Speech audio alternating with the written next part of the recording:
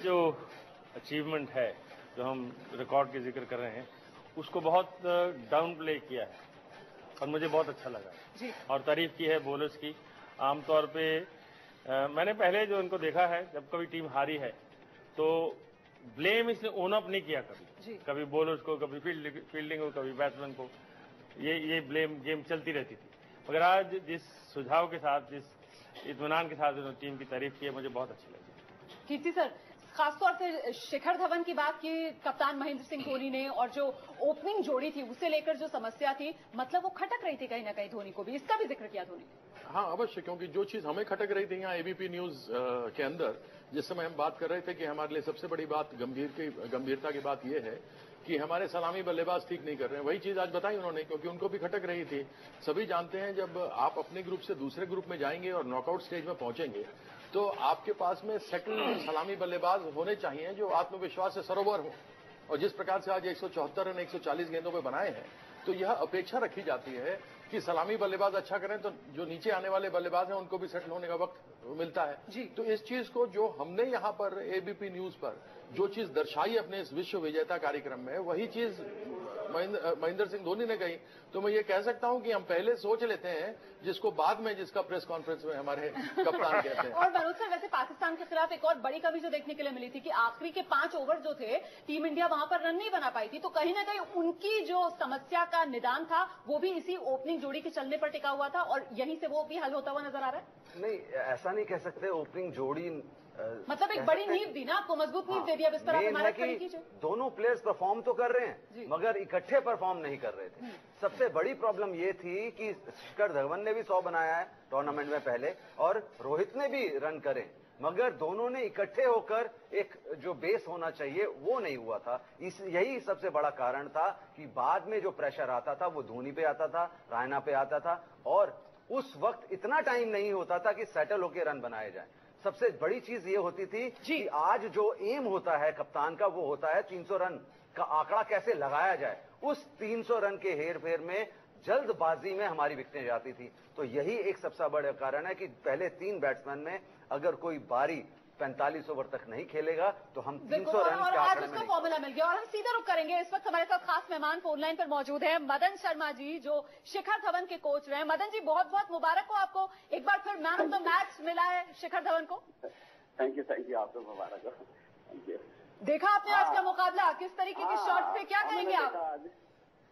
देखा, अच्छा लगा, क्योंकि जैसे मनोज भाई ने बताया कि दोनों ने अच्छा पार्टनरशिप दिया। जो अभी एक ड्यू था दोनों के लिए, क्योंकि कभी शिखर रन कर रहे थे, कभी रोहित रन कर रहे थे। एक टीम के लिए सबसे अच्छी बात है एक स्टैंड देना, तो एक बहुत अच्छा इन्होंने स्टैंड दिया, 150+ का स्टैंड दिया, जो नीचे हमारे जो बैट्समैन उन पर इतना प्रेशर नहीं आए जिससे। तो अच्छा है, वो शिखर ने 100 बनाया, रोहित ने 64 समथिंग उसने किया, तो एक टीम के लिए अच्छी बात है जी। शिखर को मैन ऑफ द मैच मिला तो शिखर ने कहा अपनी फॉर्म का श्रेय मैं धोनी को दूंगा। धोनी मीडिया के सामने आए तो फिर जमकर शिखर धवन की तारीफ की, कहा मैं बेहद खुश हूं शिखर के प्रदर्शन से। इस जुगलबंदी पर क्या कहेंगे आप?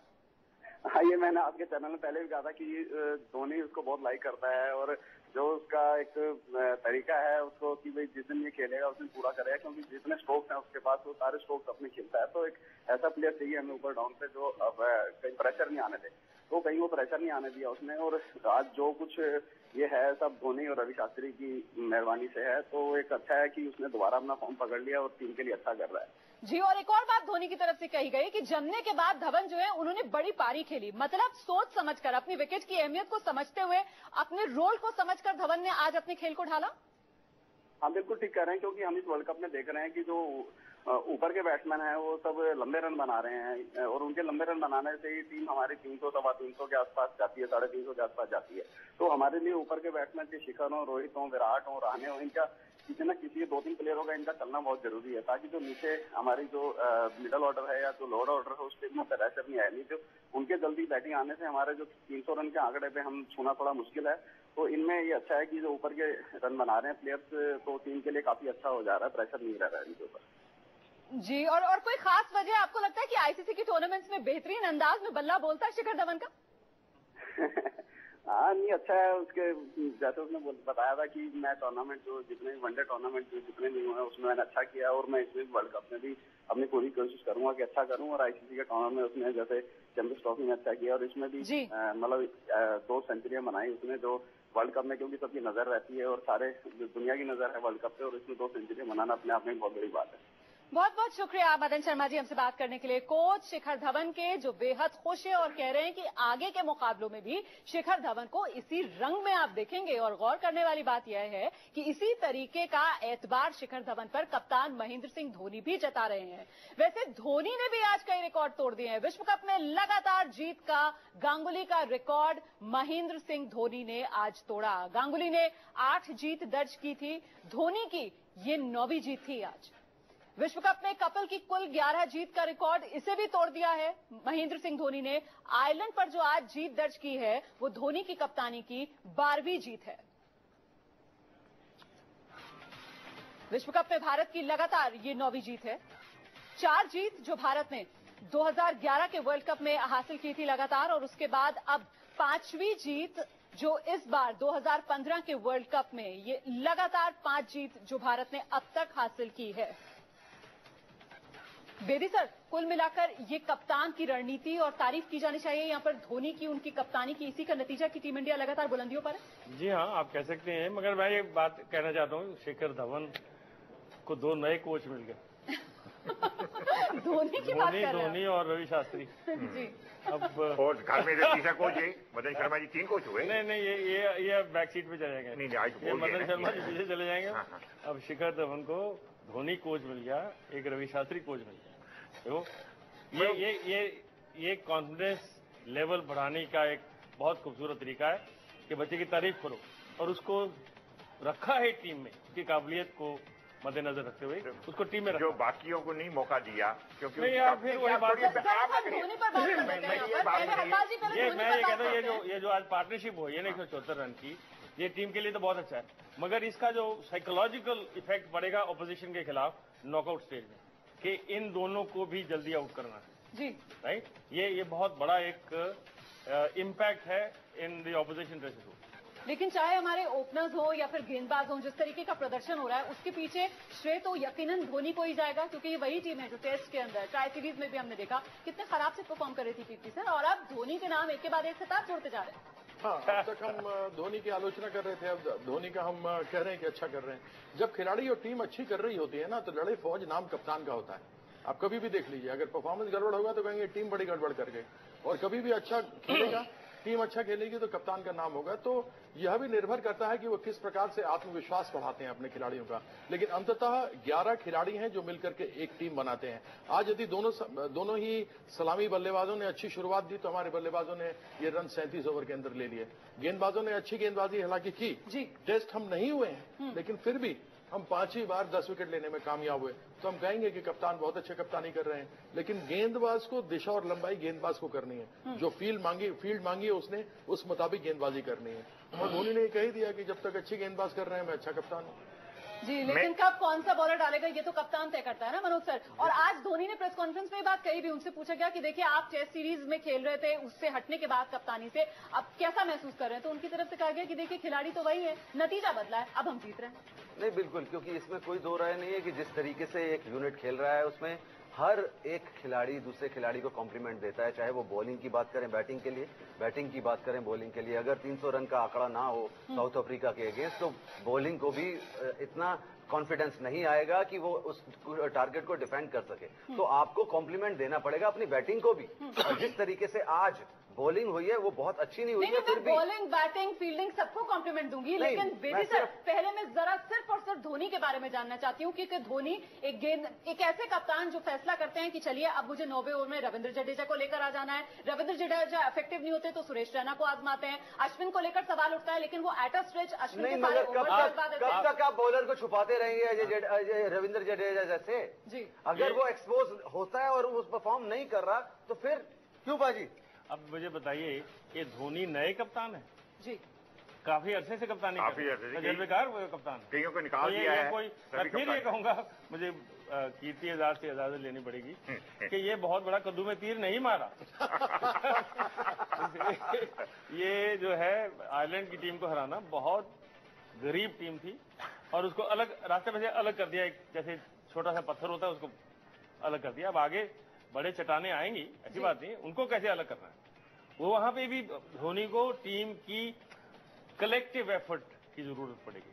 टीम को एक साथ लेकर चलने का शायद हुनर आता है। जब आप जीतते हैं ना तो टीम इकट्ठी हो जाती है। ये है विक्ट्री है, सक्सेस है, so many father born orphan. कोई जब हारते हैं तो कोई भी जिम्मेदार नहीं होता। और जैसे आपने देखा कई बार जब हारे उसके कभी बॉलर जिम्मेदार थे, कभी बैट्समैन जिम्मेदार थे, कभी फील्डर जिम्मेदार थे। अब जीते हैं तो सब हम में है, मेरी लीडरशिप। आपने अपनी मॉडेस्ट रहे, बाकियों को दिया कि वाह वाह करें। लेकिन मगर जैसे साहब आज कह रहे हैं कि आज की जीत जो है, आप उस बॉलिंग को भी तो देखिए ना, जो बॉलिंग कैसे पड़ रही थी। 175 बनाने दी उन्होंने आपको, ठीक है मोराल बढ़ गया। मगर मैं आपको थोड़ा सा बॉलिंग के बारे में, आप बॉलर इसलिए डिस्कस करिए। कुल 50 विकेटें गिरी अभी तक, उसमें 4 रन आउट हुए।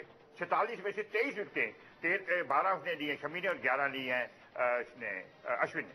अरे यार आपके तो आंकड़े बहुत अच्छे। इसे बता रहा हूँ, 46 4 रन आउट, 46 रह गए। 46 में से 12 हो, 11 हो, 7-7 3 बॉलर, एक भुवनेश्वर और एक भुवनेश्वर, एक वो जीत गया रहना। मैं एक बात करता हुआ तो 12 और 11 में कहीं पर भी पूरे हमारे बॉलर स्ट्रेच ने भी और रविंद्र जडेजा ने 10 ओवर नहीं डाले। रुमाना ने तो मुझसे कह दिया चेंज तो कप्तानी करते हैं, तो उन्होंने, मैंने तो पहले ही कहा कि लोग हमसे ज्यादा अच्छा क्रिकेट समझते हैं और जानते हैं, तो मैं इनकी बात की पूरी तरीके से इनसे सहमत हूं। ये रोहित शर्मा को और ये जो रायना है, इनको क्यों नहीं गेंद कराया पाकिस्तान या दक्षिण अफ्रीका के विरुद्ध जब इनके रविंद्र जडेजा नहीं चल रहे थे? तो यह सोचने की बात होती है क्यों। तो जब कभी भी आप क्रिकेट को सोचते हैं तो उसको केवल जीत के आधार पर मत देखिए, स्पोर्ट्समैन स्पिरिट और क्रिकेट के खेल के आधार पर उसको देखिए। सबसे बड़ी हमारे साथ प्रॉब्लम है कि हमारे में जीत की भावना है, खेल की भावना नहीं है। और जब कभी भी क्रिकेट के टेक्निक के बारे में बात करते हैं तो उन्हीं संभावनाओं को, जो अनिश्चित घोर अनिश्चितताओं का खेल है ये क्रिकेट, उसको देखते हुए हम बात करते हैं। तो कहीं थोड़ी बहुत गलती हो जाए करे तो उसको त्रुटि मत समझा कीजिए। चलिए आइए, वैसे जडेजा को लेकर यहाँ पर इतने सवाल उठ रहे हैं। अगर पिछले 5 मुकाबलों की बात की जाए तो ये 5 मुकाबलों का रविंद्र जडेजा का स्कोर कार्ड, जिसमें रविंद्र जडेजा ने 7 विकेट लिए हैं और इकोनॉमी रेट है रविंद्र जडेजा की 4.86। ये बुरा परफॉर्मेंस बेदी सर? ओवर कितने डाले जी, पूरा ओवर देख रहे कितने डाले इन्होंने? क्या उन्होंने 50 ओवर डाले? 38 ओवर अब तक। 38 ओवर में, हाँ। तो 38 ओवर में 5 मैचेस खेले, 7 विकेट। मेरे विचार में 5 मैचेस में 9-10 विकेट होने जरूरी है। अगर आप मेन लाइन बॉलर हो, आप पार्ट टाइम बॉलर नहीं हो जी। ये अगर ऐसा परफॉर्मेंस हो ना रैना का या रोहित शर्मा का, आई कैन अंडरस्टैंड। मगर मेन लाइन बॉलर है, अब 50 ओवर भी नहीं डाले।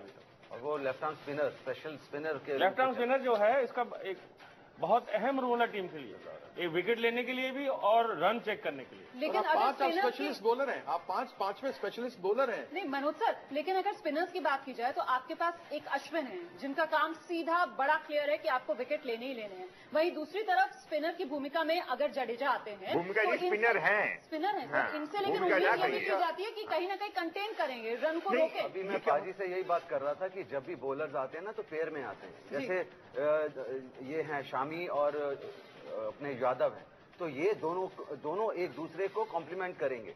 अगर एक आदमी पिटता रहेगा तो दूसरे को भी झेलना पड़ता है। वही चीज यहां पर है, जब 2 स्पिनर आमने सामने बॉल करते हैं तो दोनों का परफॉर्मेंस वजनदार होना चाहिए। एक दूसरे को सपोर्ट के लिए उतरते हैं वो। अगर एक आदमी छक्के खाता रहे तो दूसरा विकेट लेने नहीं जाएगा, वो रन बचाने जाएगा। तो इसलिए मैं कह रहा हूं कि आज पूरे यूनिट में, पूरे अटैक में हमारे सिर्फ एक बॉलर ऐसा लग रहा है जो विकेट टेकिंग लग रहा है, जिसपे धोनी कॉन्फिडेंस, तभी उसे आपने क्या नाम दिया है अभी? अश्विन को का पता धोनी का। हाँ, मतलब एक ऐसा नाम दिया है। क्या चीज? गो टू मैन, उस अटैक का बॉस उसे बोलना शुरू कर दिया, क्योंकि वो परफॉर्म देना शुरू कर दिया है उसने। तो ये एक बॉलर है। से ब्रेक के लिए यहाँ पर रुक रहे हैं। बहुत बहुत शुक्रिया आप सभी का इस खास पेशकश में हमारे साथ बने रहने के लिए। तो कुल मिलाकर ये जो थोड़ी बहुत कमियां यहाँ पर नजर आ रही हैं, यकीनन कप्तान धोनी भी इन पर नजर डालेंगे और इन्हें दूर करने की कोशिश करेंगे, क्योंकि ठीक है आगे जिम्बाब्वे 14 को, लेकिन उसके बाद सीधे नॉकआउट राउंड जहां पर असली मुकाबला टीम इंडिया का शुरू होना है। हम बहुत छोटे से ब्रेक के लिए यहाँ पर रुक रहे हैं, फौरन लौट रहे हैं, देखते रहिए एबीपी।